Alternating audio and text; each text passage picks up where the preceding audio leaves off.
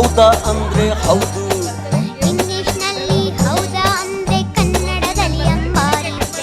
ಇಂಗ್ಲಿಷ್ನಲ್ಲಿ ಹೌದಾ ಅಂದ್ರೆ ಆನೆ ಮೇಲಿನ ಅಂಬಾರಿ.